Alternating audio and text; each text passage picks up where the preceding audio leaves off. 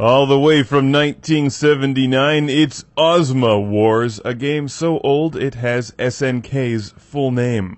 Shin Nihon Kikaku. I always assumed it stood for Super Nintendo Killer. Who knew?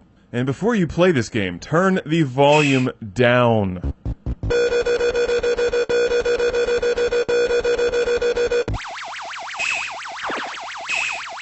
Along with some other SNK classics like HAL 21 and Vanguard, OZMA Wars is a PlayStation Mini, available for download on your PS3 and PSP. It's a super old-school arcade-style game that's a bit like Space Invaders except far more aggravating and less playable. Note that instead of extra lives, you have energy on the bottom left, and when you run out of energy, you're doomed. Although I think you're doomed even before you start playing this game.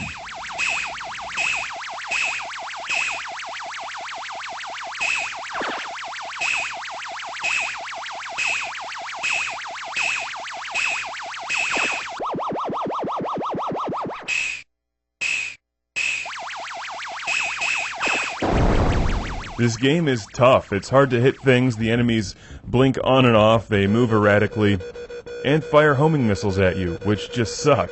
It's interesting in that, unlike Space Invaders, you encounter these different waves of enemies, and then crash into them. I imagine that if you really want to get into this game, you'll have to memorize some enemy attack patterns, which I find hard on the ears to do.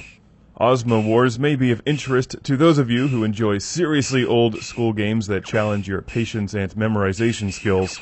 It's not as much fun as Vanguard or HAL 21 or some of the other SNK titles they've released on the PlayStation Network, but it is black and white, and if you haven't upgraded televisions since the 70s, OZMA Wars is perfectly suited for that old wood-grained beast with the giant knobs.